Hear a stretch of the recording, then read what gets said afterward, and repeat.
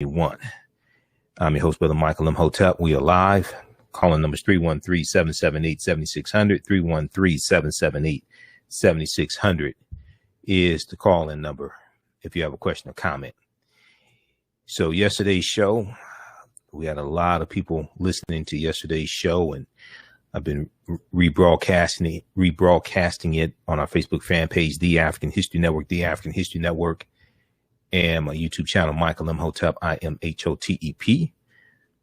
And we talked about Bill Cosby being released from prison and his conviction being overturned by the Pennsylvania Supreme Court. So a lot of people have been watching that broadcast and commenting on it.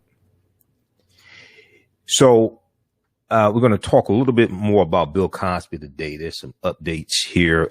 There's a report from TMZ that Bill Cosby reportedly is exploring legal options after conviction being overturned. He's reportedly looking at suing the Montgomery County, the county that prosecuted him. Okay. We know the Montgomery County District Attorney there in Pennsylvania, Kevin Steele, prosecuted Bill Cosby after there was an agreement. The Pennsylvania U.S. Supreme Court ruled there was an agreement by Cosby and his legal team and the previous prosecutor, Bruce Castor, not to prosecute him in exchange for him testifying in a civil lawsuit for Andrea Constand, and Bruce Castor saying that there was not enough evidence to prosecute criminally. So we'll talk a little bit about that. I think he should sue. I think he really should sue. I think anybody in that situation should sue, not just Bill Cosby. According to a piece I saw from Yahoo News, Bill Cosby is worth about $400 million. So he should sue just on principality, not because he needs the money. Other people would sue, and he's lost millions of dollars also behind the lawsuit. But he should definitely sue. All right. So we'll talk to him about that. Then a lot of people are talking about we posted this article from NBC News and other outlets are reporting on this regarding Phylicia Rashad and her initial comments to Bill Cosby being released from prison. Now, we know they're longtime friends. Phylicia Rashad played Claire Huxtable on The Cosby Show. But she's been getting some backlash regarding this. Now, I don't deal with a bunch of gossip, but we'll talk about this a little bit here. Anytime you have a situation like this, it's important to understand that when you have someone who actually knows the person that is the subject of the controversy, that's different than 99.9% of the other people talking, because most of these people talking and attacking Phylicia Rashad don't know Bill Cosby, never met Bill Cosby a day in their life. And if they did meet Bill Cosby, 99.9% of the time, he doesn't know who these people are who are running their mouths, generally speaking. When you actually know the person that's the subject of the controversy, it's entirely different. You know them differently than people who just know them from being on the other side of the television or going to pay to see somebody do a stand-up act or seeing them in a movie or listening to their comedy album or what have you. It's different. You know them on a much different level, regardless of whether they did it or didn't do it, what have you. Even if you stand behind somebody who's accused of doing something that's heinous, even if you stand behind somebody who is found guilty, it doesn't mean you agree, generally speaking. It doesn't mean you agree with what they're accused with. It doesn't mean that you agree with, even if they admit to doing it, it doesn't mean that you agree with the act that was committed. It means you're just standing by them as a friend. Doesn't mean you agree with the act. You're just standing by them as a friend. You could cuss them out behind closed doors and say, how stupid could you be? What have you? But it just means you're not going to abandon a friend in their time of need. You're not going to be a fair weather friend. So we'll talk a little bit about this. Now, some people are fair weather friends and they can't understand friendship on that level. But we'll talk about that also. Then we're going to pick up on a discussion from Tuesday's show. On Tuesday's show, we talked about how there was a piece from NBC News in a segment from Politics Nation. It dealt with this study dealing with how African Americans are more likely to die in traffic accidents, even during the coronavirus pandemic. During 2020, African Americans are more likely to die in traffic accidents, even during the pandemic. And this study dealt with reasons why. Okay. And it laid out three main reasons. There was an article from NBC News. There was also one from the Washington Post on this. There was a segment on Politics Nation, Reverend Al Sharpton's show, where he dealt with the expert on this to really go through and break down why. Okay. And they laid out three main reasons: infrastructure, design, and racism. Infrastructure, design, and racism. They talked to, in this piece from NBC News, they talked to Calvin Gladney. This was Calvin Gladney, president of Smart Growth America. And Smart Growth America is a Washington D.C. based advocacy group. And he said that the coronavirus pandemic only exacerbated the longstanding problem dealing with infrastructure in the African American community, and African Americans being more likely to die in traffic accidents. We're more likely to be pedestrians, rely on public transportation. In predominantly African American communities, they're less likely to have crosswalks, warning signs, and other safety mechanisms. But he said there are three main reasons African Americans bear the brunt of roadway injuries: infrastructure, design, and racism. Infrastructure, design, and racism. Then the article from NBC News goes on to say, and many high-speed highways are in or go through communities of color, thanks to a federal effort in the 1950s to modernize the nation's highways. Thanks to an effort in the 1950s to modernize the nation's highways. Well, that deals with the U.S. Interstate Highway Acts of 1952 and 1956 that drove 41,000 miles of U.S. interstate highways all across the country. Okay. This article here from NBC News, this is the one we talked about on Tuesday's show. Black people are more likely to die in traffic accidents. COVID made it worse. This was a nationwide study. Black people are more likely to die in traffic accidents. COVID made it worse. More African Americans died in traffic deaths in 2020 than any other racial group, even though Americans drove less in the pandemic. Experts say this is not new. So when you go through and read this article, and we talked about this on the Tuesday, June 29th show. So you can go back and watch that on our Facebook fan page, The African History Network, The African History Network, and our YouTube channel, Michael Imhotep, Imhotep. But Calvin Gladney, president of Smart Growth America, said the pandemic only exacerbated these longstanding problems.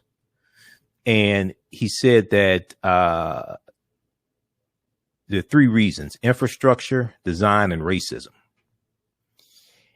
And many high-speed highways go through or are in communities of color, thanks to a federal effort in the 1950s to modernize the nation's highways.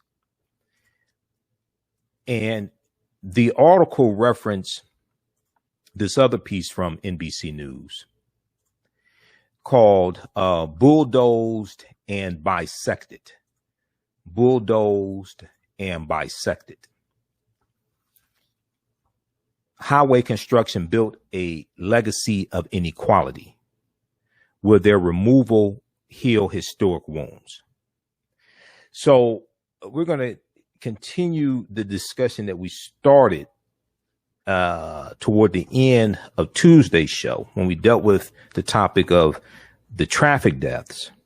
But then we started talking about interstate highways and how they were used to destroy African-American communities. We're going to talk about how highways were used to destroy African-American communities, how U.S. interstate highways were used to destroy African-American communities and the effort that's taking place today to change that. We'll deal with this on the other side of the break. Listen to the African History Network show right here on 910 a.m. the Superstation Future Radio. I'm your host, Brother Michael Imhotep. We'll be back in a few minutes. Black on Purpose Television Network. Yes, Black on Purpose Television Network. All black, all positive, all the time. The largest black-owned streaming television network in the world. Bringing our people together worldwide.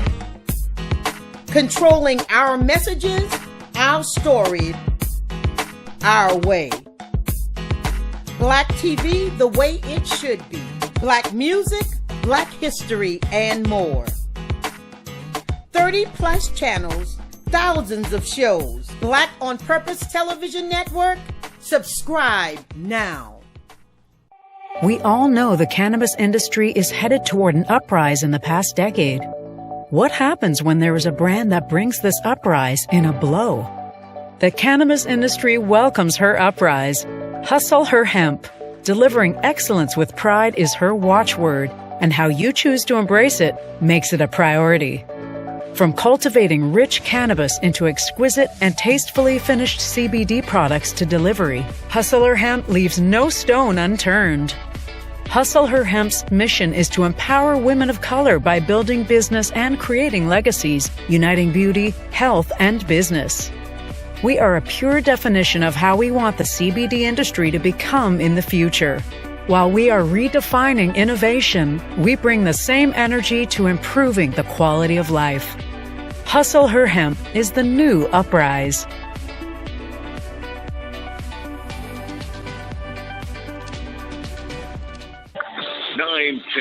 The Superstation, Detroit's only African-American talk radio. Welcome back to the African History Network show right here on 910 a.m. Superstation, the Future Radio. I'm your host, Brother Michael Imhotep. It is Thursday, July 1st, 2021. We're halfway through the year, Thursday, July 1st, 2021. And we are live. Calling numbers 313-778-7600. 313-778-7600 is the call-in number if you have a question or comment. Now, on the African History Network show, we focus on educating, empowering, and inspiring people of African descent throughout the diaspora and around the world, because right now it's corrects wrong behavior. What you do for yourself, what you do to yourself, and what you allow other people to do to you and get away with is based upon what you think about yourself. What you think about yourself is based upon what you have been taught about yourself. What you've been taught about yourself is based upon everything you've read, heard, and seen about yourself. So when you control the radius of a man or woman's thoughts, you can control the circumference of his or her actions, because the mind can't do or teach what it doesn't know. Now, we deal with a number of different topics here on the African History Network show. We deal with current events in history and politics, education, economic empowerment, entrepreneurship, relationships, love, sex, health issues, and much, much more. Sign up for our email newsletter. Text the word Kemet, K-E-M-E-T, to 22828. To sign up for our email newsletter, text the word Kemet, K-E-M-E-T, to 22828. To sign up for our email newsletter, or visit our website, AfricanHistoryNetwork.com, AfricanHistoryNetwork.com. All right, we're going to jump into this. We're going to go to clip one, Shakita. I want to go to clip one. We're going to talk about Bill Cosby contemplating suing the Montgomery County Montgomery County District Attorney's Office in Pennsylvania. We'll talk about that in just a minute here. I want to go to NBC Nightly News. Bill Cosby returns home after court overturns conviction. And Andrew Wyatt talks about Cosby's first night at home. Let's go to this clip. Man, Bill Cosby didn't stay long at his Pennsylvania home, leaving today to reunite with his wife. He would spend the next months with her. They haven't seen each other in almost 3 years. According to his spokesperson, Andrew Wyatt, Cosby knew the Pennsylvania Supreme Court decision was coming, but didn't know when. Prison guards told him he was free at noon yesterday, unlocking the cell and opening the door.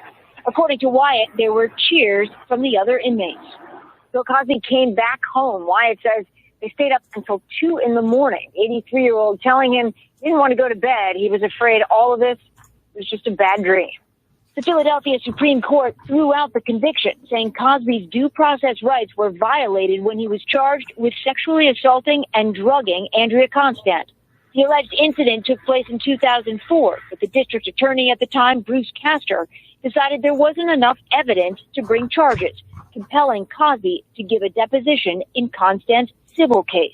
I can sit there, do nothing, and hope the case gets better, like get a confession, or I can try to find another way, another solution, and I chose to find another way. But Cosby's deposition was then used to charge him a decade later. The court says the DA's office broke a promise not to prosecute. Yes, I intended that to bind my successors in perpetuity. Cosby's legal team calling it justice, but many of the dozens of women who have made a range of allegations against Cosby, from groping to sexual assault to rape, are angry. For me, he has paid a very small, minute portion of consequences for his actions. And no matter what technicality he gets off on, he's still guilty. Under the law, his record is wiped clean. He can't be retried. But for a man who was once known as America's dad, some damage can't be undone. Stephanie joining me here in the studio. What is next for Cosby?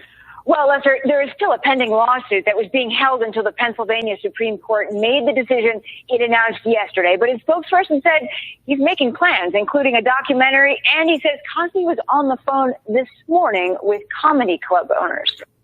Okay, pause it right there. All right, so that is from NBC Nightly News with Lester Holt, July 1st, 2021. Bill Cosby returns home after court overturns conviction. The accuser that you heard in that clip was L-I-S-C Lottie Lublin, I guess is how you pronounce her name. You heard former Montgomery District Attorney Bruce Castor. He was on Fox News in that clip that you just heard.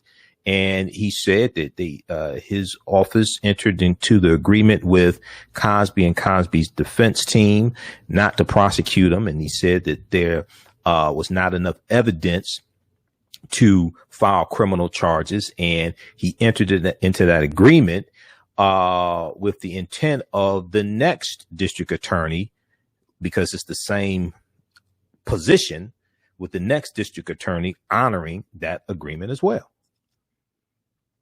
And this is what the Pennsylvania Supreme Court came to the conclusion of also. Now, there was a article from NBC News that I saw as well.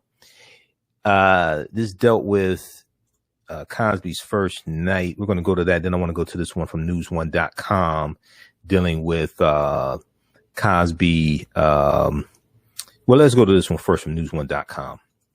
Cosby reportedly is exploring legal options to sue the Montgomery County District Attorney's Office. If we look at this article here from, News One picked this up from TMZ. TMZ apparently was the first to report this story. Bill Cosby reportedly exploring legal options after conviction overturned. Cosby and his wife Camille have conferenced with their lawyers and are possibly weighing the option to file a lawsuit against Montgomery County, the county in Pennsylvania where he stood trial. If you go back and listen to that clip from NBC Nightly News, it appears that They said that Cosby had to leave home to go visit his wife. Appears that his wife wasn't waiting for him at home. So I ain't trying to read into that, but I understand. But go back and watch the show I said yesterday.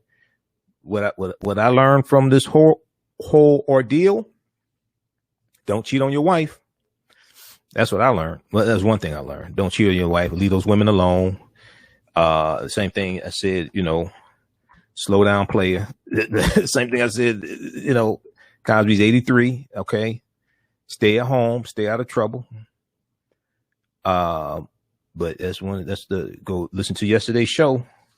Number one takeaway is don't cheat on your wife. Cause if he hadn't been cheating on his wife, all these other allegations, all this stuff would not have happened. All right. So according to TMZ, and I kind of find it interesting how they call him disgraced comedian and things like that. They call it fallen from grace, disgraced comedian. They don't call Donald Trump that. They don't say they don't say disgraced Donald Trump, disgraced former President Donald Trump, traitor in chief former President Donald Trump.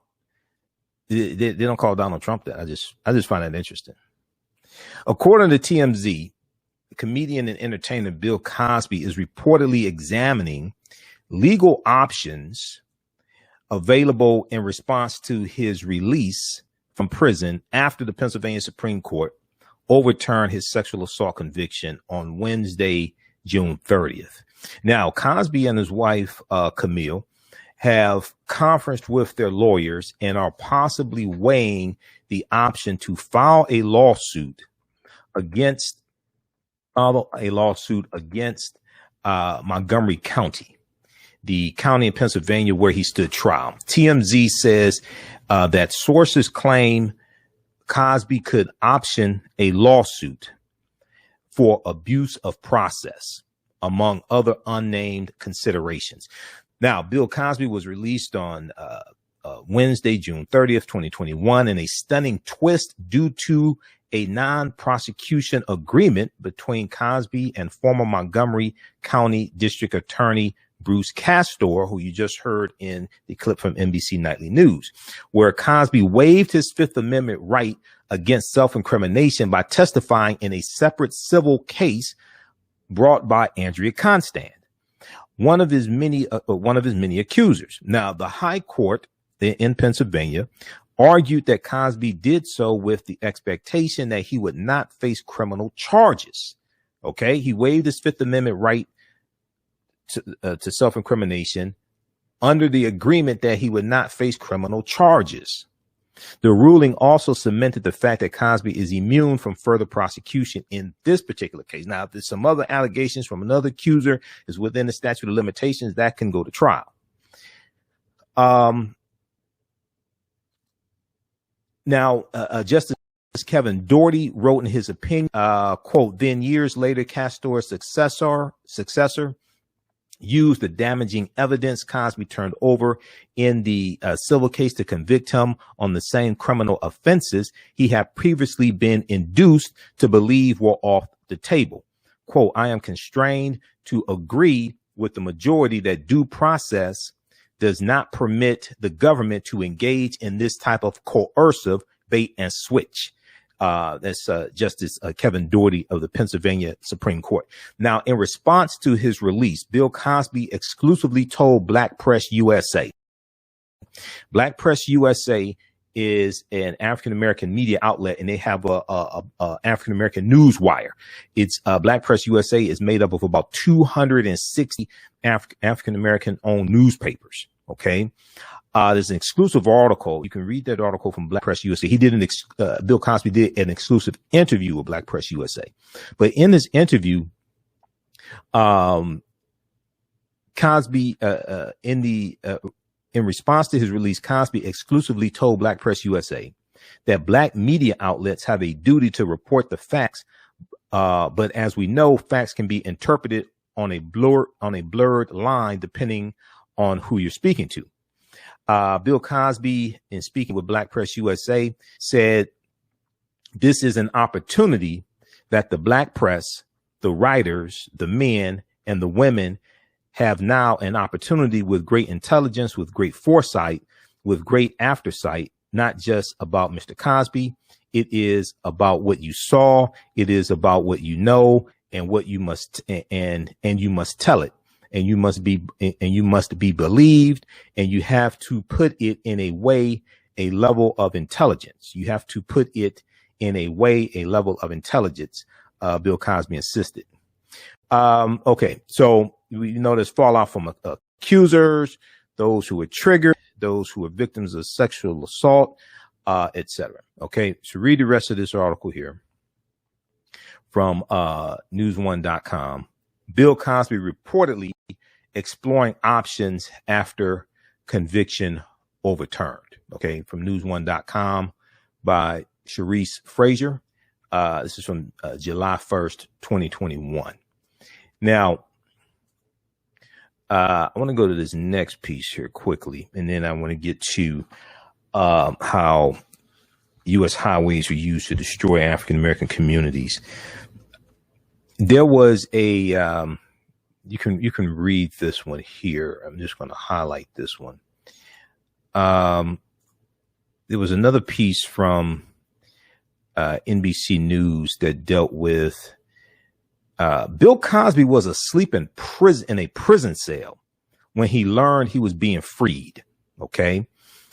Check out this article here also. There's a whole lot of articles I read. I don't have time to get into it. I don't do a whole lot of celebrity stuff. This is a big story. It's only certain things I'm going to deal with this. I read a lot more articles than I'm going to talk about, but this one here was pretty interesting. Let me bring this up here. Bill Cosby was asleep in a prison cell when he learned he was being freed. Okay, he plans to spend time with his wife. That's a good plan right there. Stay with your wife. I'm serious. I'm serious.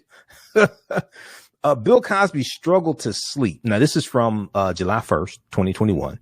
Bill Cosby struggled to sleep after his release from prison, still in disbelief that the Pennsylvania Supreme Court had vacated his sexual assault conviction and ended nearly 3 years behind bars, his representative said on Thursday, July 1st. Bill Cosby was awake until at least 2 a.m. and got about 3 hours of sleep during his first night of freedom, Cosby spokesman Andrew Wyatt told NBC News. Andrew Wyatt said that Cosby said, "I don't want to go to sleep because I'm afraid this is a nightmare.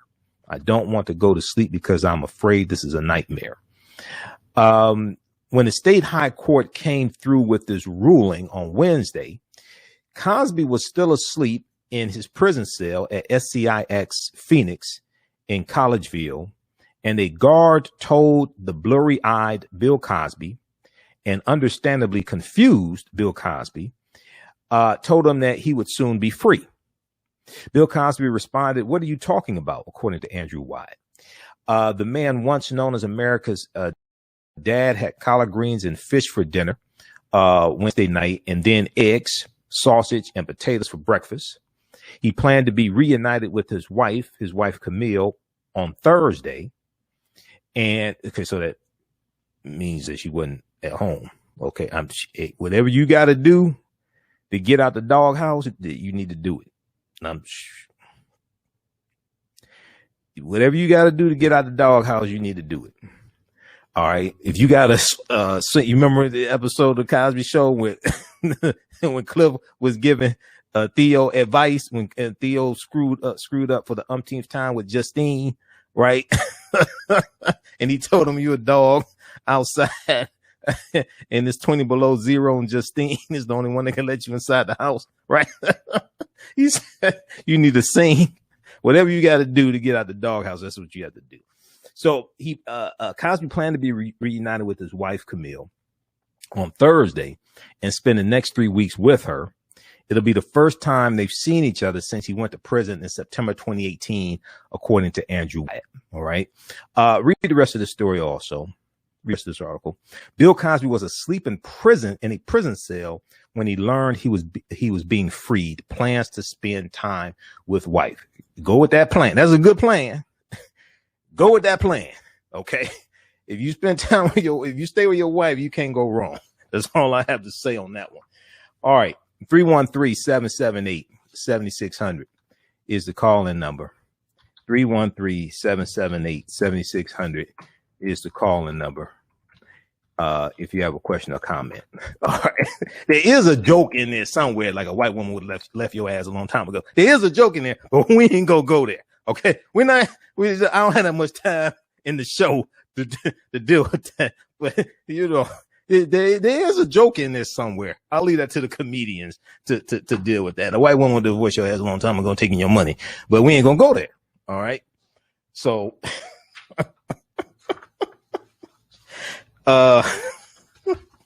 anyway, I want to go to this next topic here. Oh, okay. We'll talk about this for a minute. Phylicia Rashad. I ain't gonna spend a whole lot of time on this one either. You can make a whole movie out of that, right?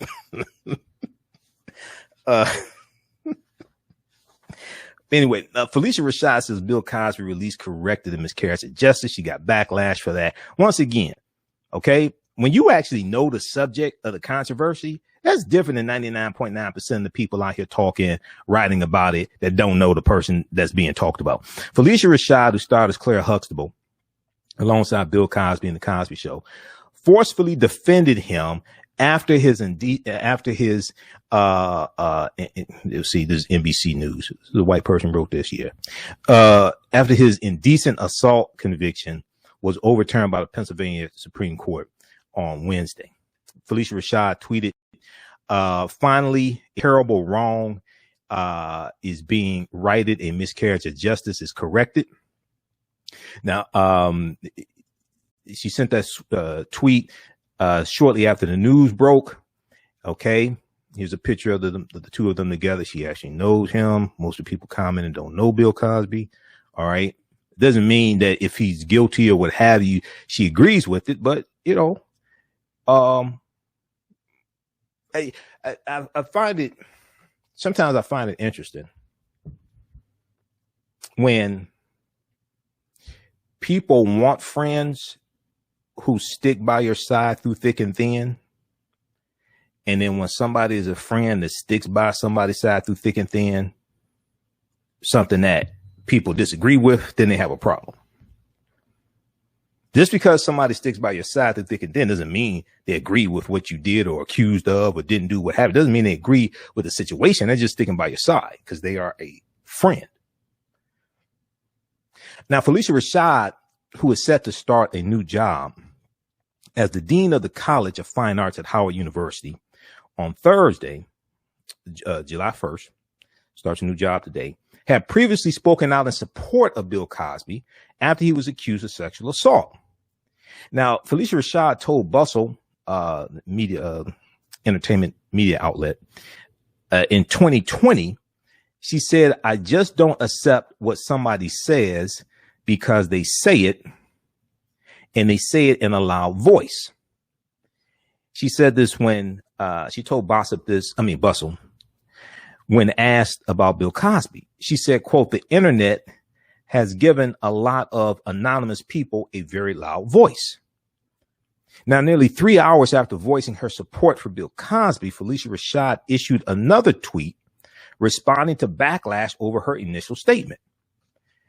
Phylicia Rashad said in her follow-up statement, "I fully support survivors of sexual assault coming forward.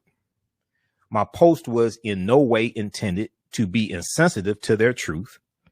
Personally, I know from friends and family that such abuse has lifelong residual effects. My heartfelt wish is for healing." And in situations like this, some people just looking for somebody to take out their frustration on, so they attack Phylicia Rashad. Like, Phylicia Rashad is like, doesn't have sympathy for people who are victims of sexual assault and things like this. According to this piece from NBC News, she did not immediately respond to NBC requests for comment. So all types of articles been written about this and all this, whatever. After a nationwide search, Howard University in May of 2021 announced that it had selected Phylicia Rashad, who's an alumna, of Howard University, alum of Howard University, to become dean of his newly reestablished and renamed Chadwick A. Boseman College of Fine Arts, effective July 1st. Now, Howard University said that Phylicia Rashad's initial tweet lacked sensitivity.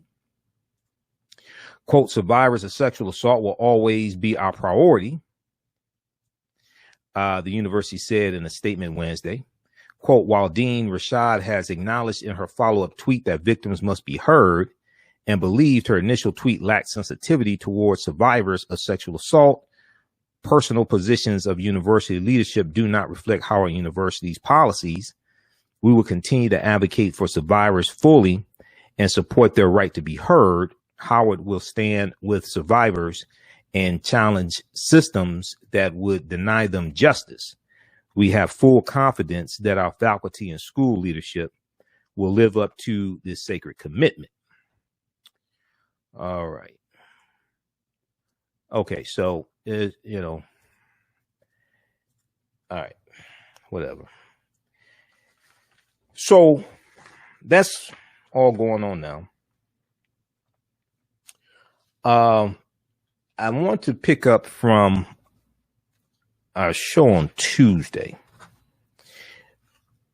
I talked about this piece here from, there was a nationwide study done. Washington Post has an article on this.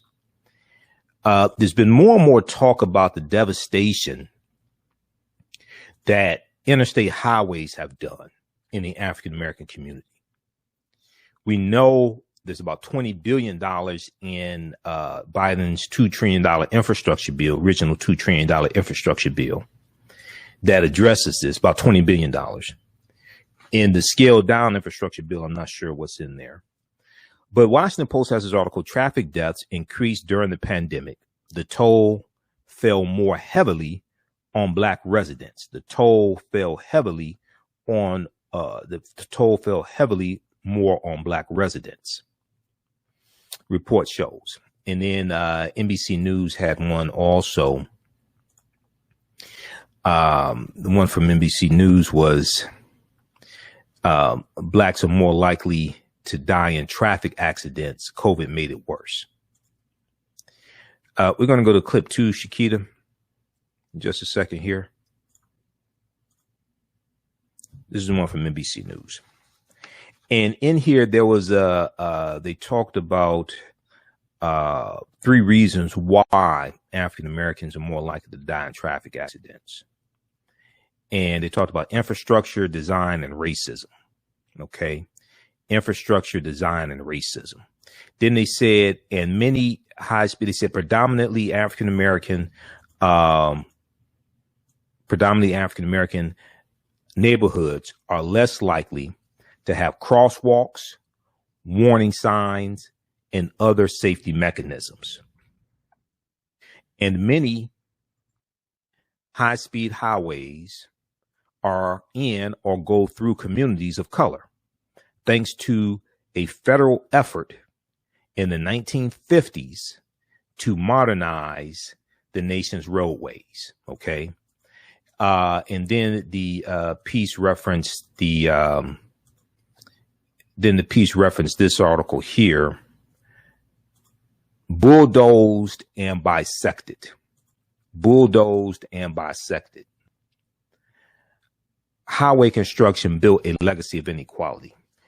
I want to go to clip 2 here. There was a clip from NBC News Now. Black community torn apart by a highway still healing more than 50 years later. Let's go to this clip.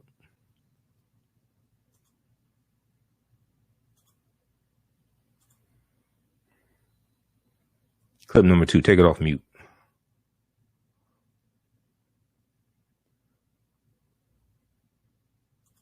Walking over I-94, and this all used to be houses. Hey, do me a favor, back that up to the beginning, Shakita. Start that at the beginning.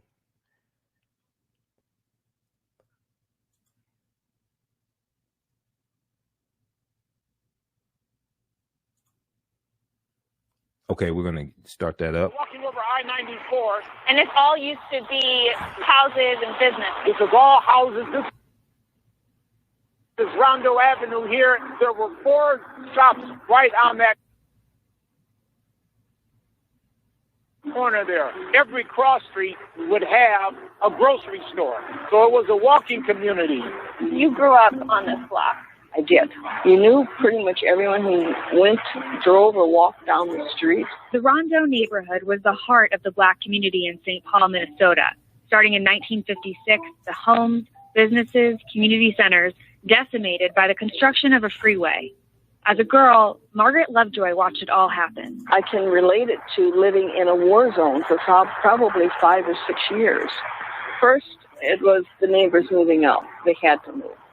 And then their homes were destroyed. And to this day, I can see and feel that impact of that house just falling apart. Because I knew who had lived in that house. That freeway is like a big, deep, open wound right in the middle of our community. But it wasn't just here. In Florida, Overtown was the center of Black Miami. The I-95 tore through the neighborhood, wiping out countless homes as well as its thriving business district. In New Orleans, Louisiana, the I-10 cleared through North Claiborne Avenue, the center of a stable Black Creole community. Kansas City, Chicago, Boston, Detroit, New York City, Montgomery, Los Angeles, the list goes on and on. An automotive age, traveling on time-saving superhighways. The Federal Aid Highway Act of 1956 was one of the largest public works projects in American history. It added 41,000 miles to our interstate system, but it also displaced over 475,000 households between 1957 and 1977. A great many of those people were Black. At the time, local governments were pursuing slum clearance projects. They leveled, quote, blighted areas all in the name of urban renewal. But blighted often just meant Black or not white. It didn't matter if the community was thriving economically. The physical building of the highway destroyed Black communities. Black residents and families lost their home, which was their primary financial investment. They often did not get any reimbursement or sufficient reimbursement for that loss. And also, while the highway connected white people living in suburbia with economic opportunities in the city, Black residents were excluded from white neighborhoods because of racial segregation. Melvin Carter is now the mayor of St. Paul. Okay, so there's my grandpa. His family lost their homes and business properties on Rondo. We see increased crime in our neighborhood. We see increased desperation in our neighborhood, attributable to and connected to the poverty, the cycles of poverty. I think about how my life might be different had I inherited the wealth, the property, real estate that my grandfather and my grandmother began amassing on Old Rondo. And it seems like there could have been a different storyline there. Before I-94 construction, Rondo was the only Black community in St. Paul not considered a slum. After the highway, property values fell. A neighborhood where you have spirituality, you have businesses, you have your social organization, where you have cohesion. That's what they tore apart in Rondo. Certainly there was a physical and economic impact to our highway development project, but there was also a psychological and emotional impact that was felt by everyone in the community as they saw that their community was destroyed. But infrastructure didn't just break up Black communities. It reinforced segregation by way of dead-end streets, often at the intersection of Black and white communities, lack of sidewalks, and low-clearance bridges, purposely built to block public transportation, like buses. In many ways, big and small, we've used infrastructure and transportation policy to make it difficult for people to access other communities, for people to access opportunity, and for people to maintain that sense of community. It's a tactic that was encouraged by the federal government itself. The 1938 Federal Housing Administration Underwriting Manual said an artificial barrier like a highway could protect a neighborhood from, quote, adverse influences like, quote, inharmonious racial groups. We still see the effects today. The Staten Island Expressway is referred to by some as the island's Mason-Dixon line.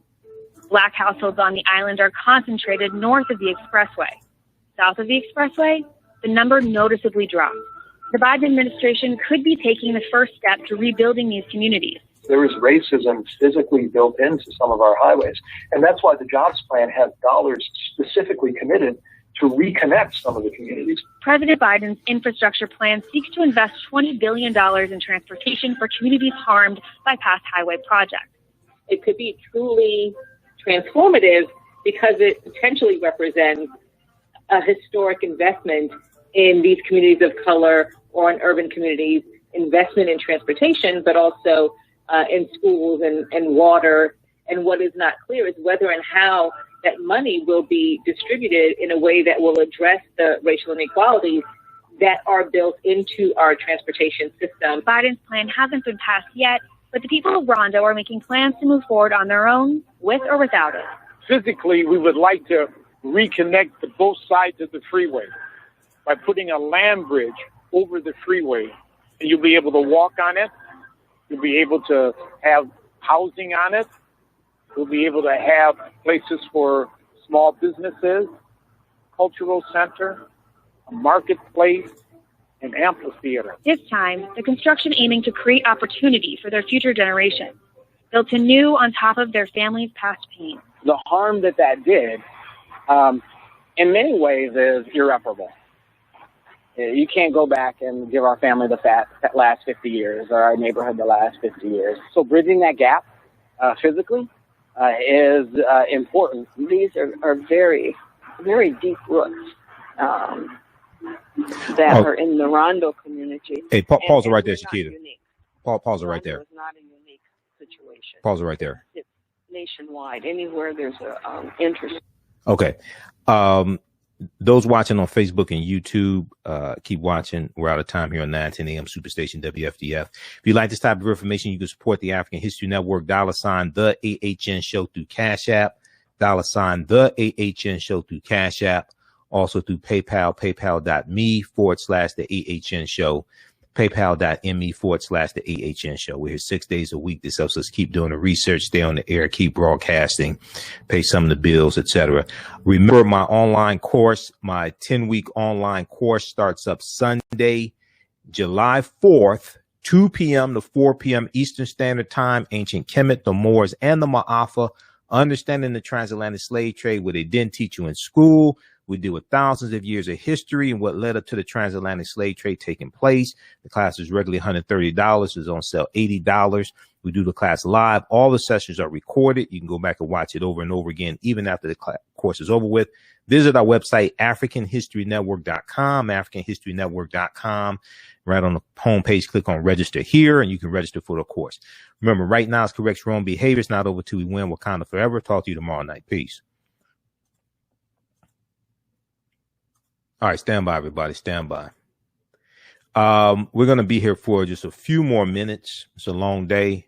We'll continue this discussion tomorrow. I have a ton of information. I've been doing a lot of research on this topic, dealing with how highways are used to destroy African American communities. So I have a lot of articles, a lot of information. I've only gotten through like 10% of the information that I have.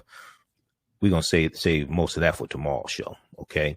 But, if you like, once again, if you like this type of information, you can support the African History Network, $, the AHN Show through Cash App, $, the AHN Show, through Cash App, and also through PayPal, paypal.me/the AHN Show. And, let me pull up our graphic here.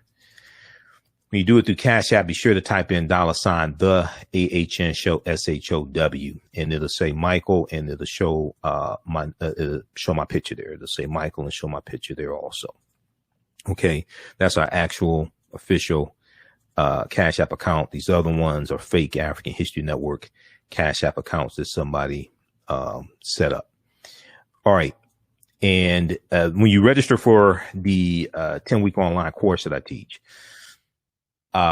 you can start watching bonus content right away. Classes 1 through 7 of the current course that I'm teaching on Saturdays, that information is archived, so you can start watching that content. And you'll also be enrolled in the Saturday class at 12 noon. We have 2 more sessions of the Saturday class. The new course starts up Sunday, July 4th, 2 p.m. to 4 p.m. Okay, Sunday, July 4th, 2 p.m. to 4 p.m. And you'll be registered for that one as well. Okay. And when we deal with the transatlantic slave trade, we can't start talking about it in 1441 with the Portuguese going into Mauritania. We can't start in 1619 in Virginia. We have to go back thousands of years and deal with what led up to the transatlantic slave trade taking place, understand cause and effect. And so we deal with ancient Africa, the Nile Valley region of Africa, ancient Egypt, ancient Kemet, Ta-Nehisi, Nubia, Abyssinia, Ethiopia.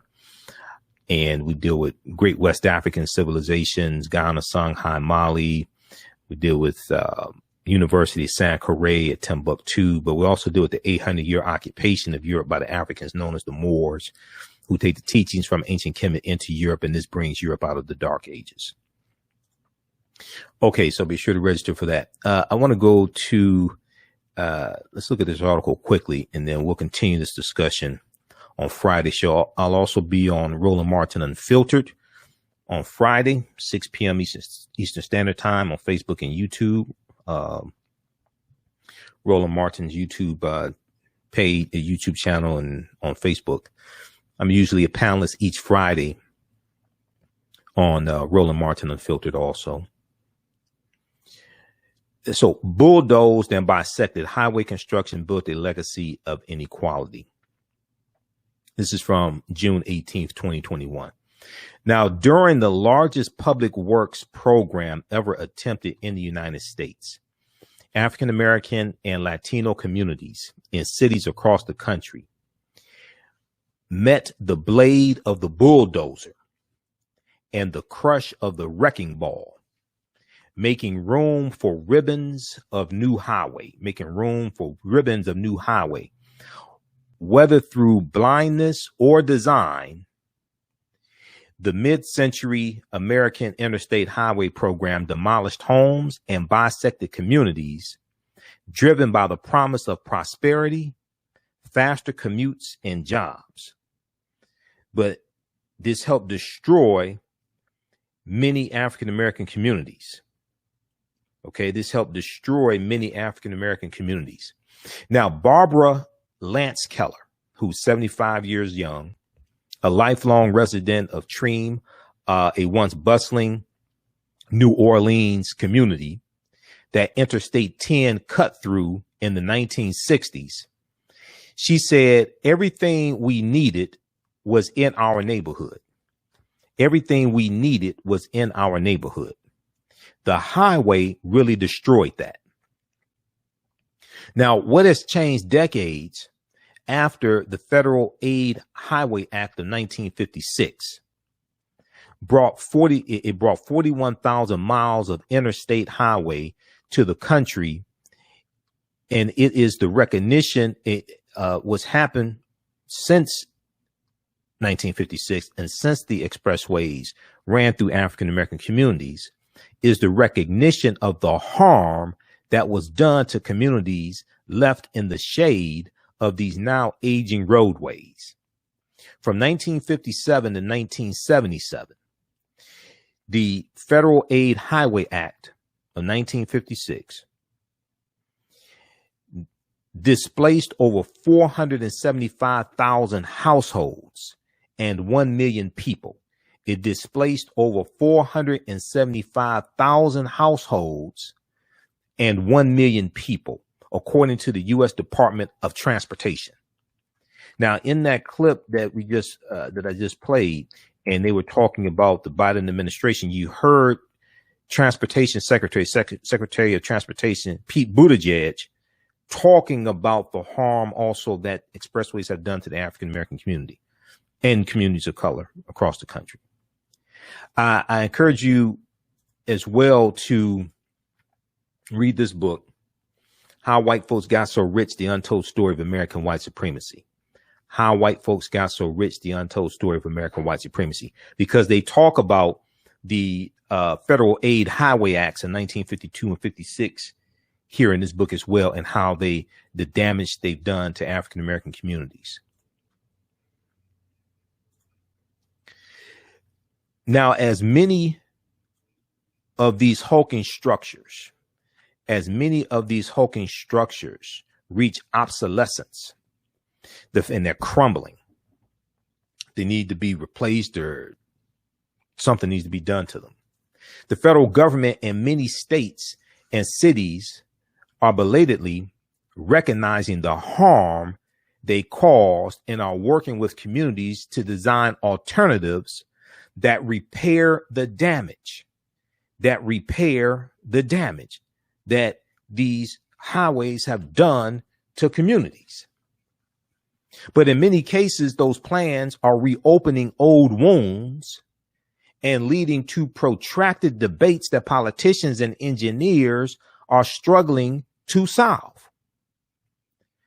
Of more than 50 interstate highways across the country nearing the end of their lifespan, NBC News examined 3 urban neighborhoods that show the range of proposals underway to redress the harms caused by the construction of interstates.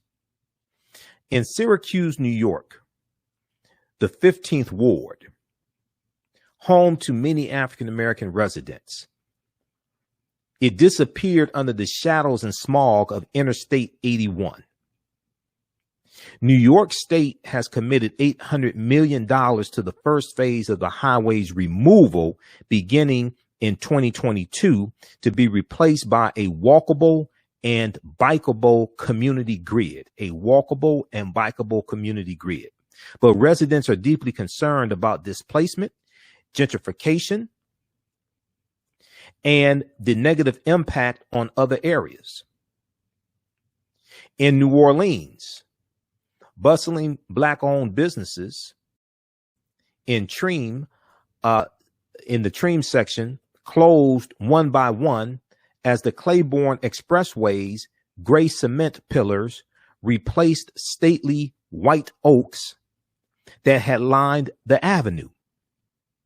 President Joe Biden cited the removal of the expressway as part of his goal of addressing, quote unquote, historic inequities within infrastructure. Okay. And this $20 billion in the infrastructure bill, also known as the jobs bill, to address, not to 100% deal with it, but to address some of the harm that expressways have done to the inner city and to communities of color, African-American communities, Latino communities, etc. But many longtime residents are so concerned that the removal will lead to gentrification that they don't want the expressway torn down. In Los Angeles, Boyle Heights neighborhood, a vast maze of highways took the place of beloved family homes and cut many Latino residents off from their schools, churches, and one another. The pollution from the multiple highway interchanges has severely damaged the air quality in the neighborhood. Now we're talking about environmental racism. The pollution from the multiple highway interchanges has severely damaged the air quality in the neighborhood, and residents want sound blocking walls and better air filtration, and want better air filtration in schools and buildings. In an April 2021 interview with thegrio.com, Transportation Secretary Pete Buttigieg said the highway system was built in ways that embedded racist principles, and the $20 billion in President Biden's budget proposal contains funding to stitch some of these neighborhoods back together. But the practical implication of that remains unclear. Khalid Bey, who is running for mayor in Syracuse, New York, said, "We can't be guilty a third time of displacing people," referring to past urban renewal projects. He said, our city has done that twice already, and the highway tearing it down can't become an excuse for doing it either. Now, the future of what lies ahead in each community, whether it's highway removal or neighborhood revitalization, varies. For many, remains uncertain. Okay, it varies, and for many, it remains uncertain. But what's clear is that many residents in each of these neighborhoods are working to ensure the same harm does not come to their communities. Okay, so it's an extensive piece here from NBC News. We're going to talk about this some more on tomorrow show, because I have a ton of information on this. I have a number of articles. Also, and we're talking about I-375 in Detroit as well. There's a piece from Channel 4 News dealing with I-375, because there's talk about redoing I-375 here in Detroit, which ran through Black Bottom. And Black Bottom was a residential area here in Detroit. You had Black Bottom, then you had Paradise Valley. Paradise Valley was the entertainment district, and there were a number of businesses there. And then you had Black Bottom, where you had a lot of African-American owned homes. So we'll talk about that on tomorrow's show. All right.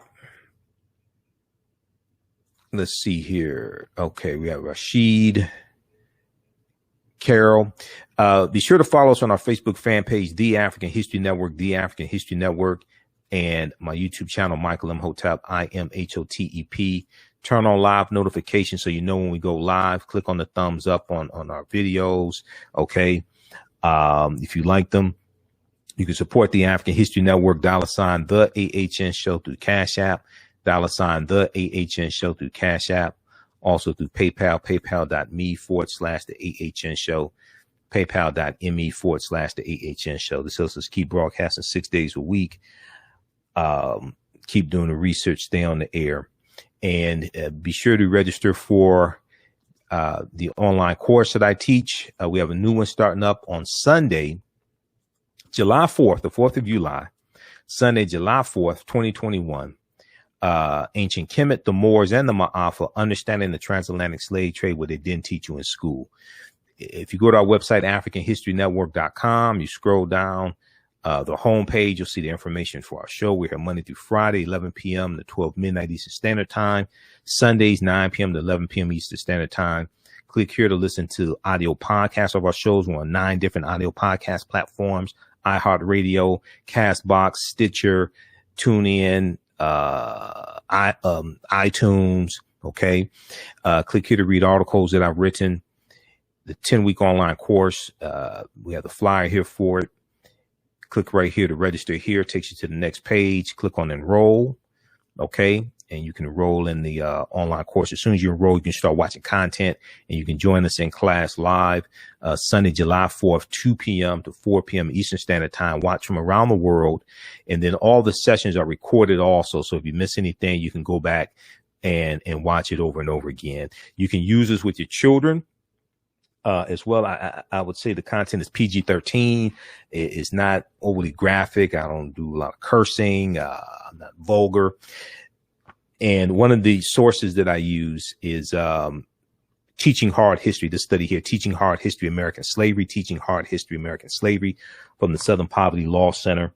And that documents how the history of slavery is being incorrectly taught in schools all across the country.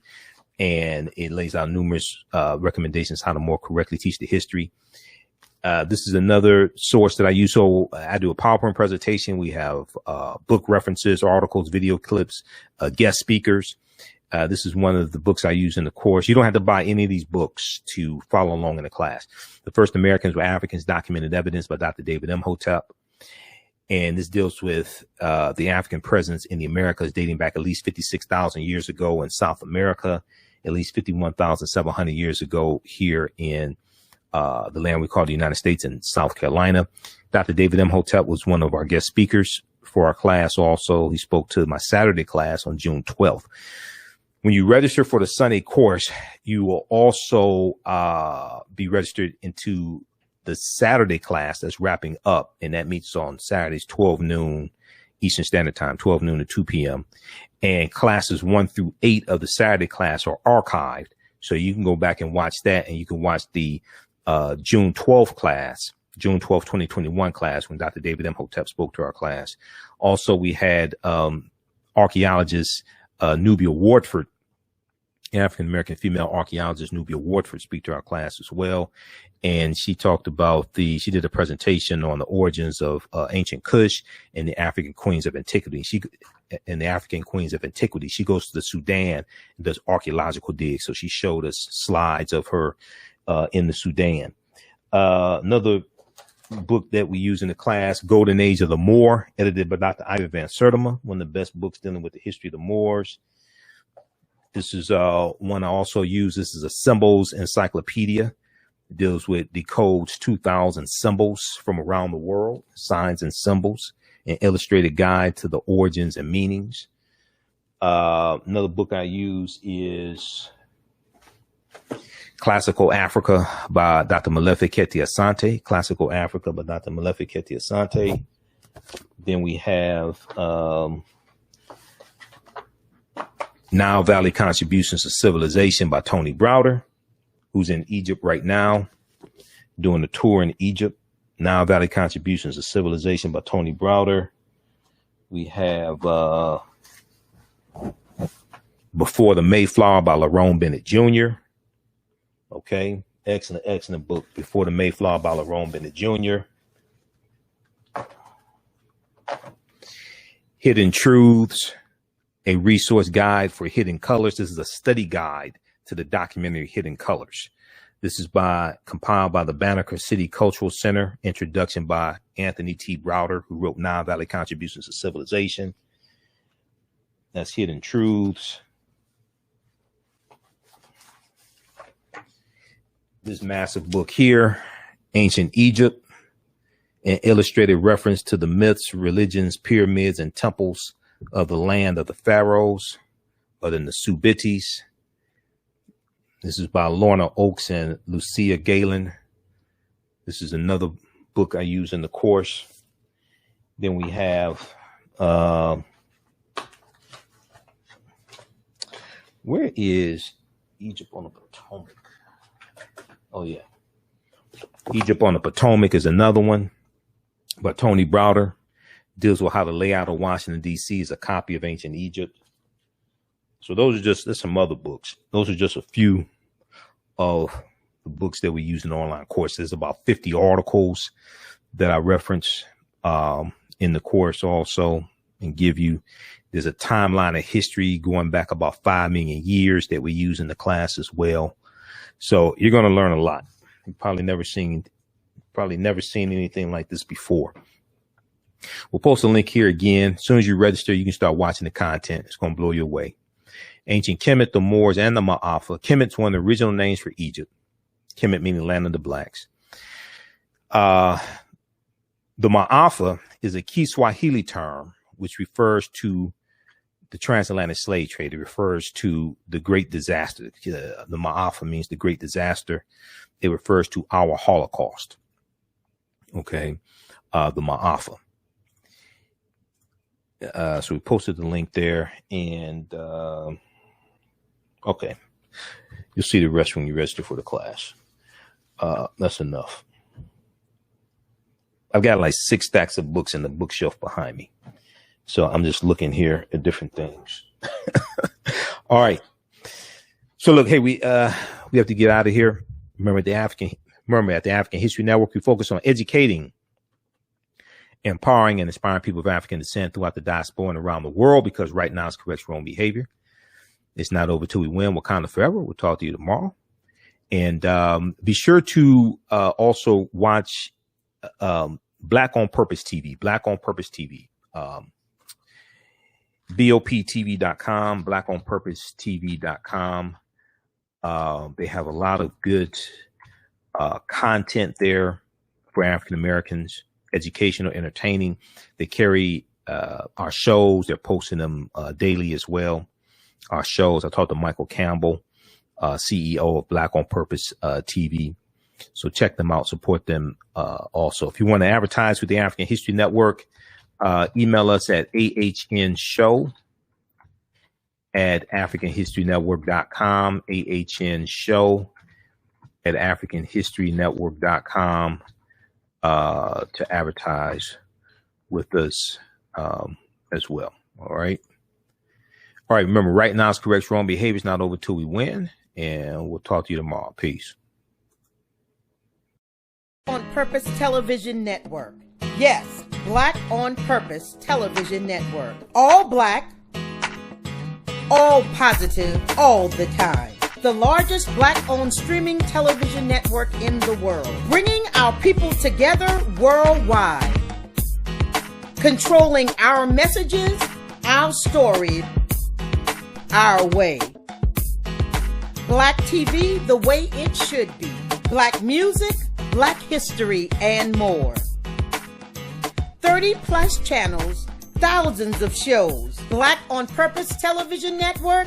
Subscribe now.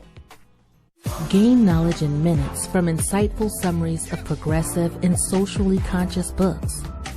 Blacklisted gives you access to curated content that'll satisfy your curiosity to learn and understand different perspectives. Empower yourself through inspirational and actionable ideas. It's easy to read or listen to on the go. Blacklisted. Empower yourself. Start your free trial today.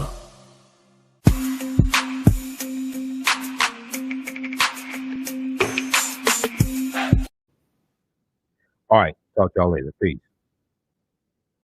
With blackbusinesstea.com, the messages are clear and meaningful. Keep your business in the black and out of the red. Mind your black business. Know your numbers and plan strategically. Black Business Boss, lead your industry. Support black business. Encourage, patronize, and uplift one another. Blackbusinesstea.com currently has products sold in Detroit, Atlanta, Chicago, and Los Angeles, with proceeds returned to the black community. They have a wide selection of hoodies, t-shirts, mugs, hats, sweatshirts that support black-owned businesses. Visit the website blackbusinesstee.com. That's blackbusinesstee.com. For 25 years, the Black History 101 Mobile Museum has carried on the rich legacy of the Black Museum movement in America by showcasing original artifacts of the Black experience at colleges, universities, K-12 schools, corporations, libraries, conferences, and cultural events, making it the most traversed Black History mobile exhibit in American history. Dr. Khalid El Hakim is the founder of the Black History 101 Mobile Museum, and he is a highly sought-after public speaker on topics of Black history, social studies, education, museum studies, hip-hop, and race relations. Dr. Khalid was named among the change makers for NBC Universal's Erase the Hate campaign and listed as one of the 100 men of distinction for Black enterprise. He recently founded the Michigan Hip Hop Archive on the campus of Western Michigan University. The Black History 101 Mobile Museum is currently scheduling in-person and virtual exhibits nationwide. For more information, please contact Dr. Khalid El Hakim directly at 313-645-4197, 313-645-4197, or visit their website at blackhistorymobilemuseum.com. That's blackhistorymobilemuseum.com. You can also email him at bhistory101@yahoo.com, bhistory101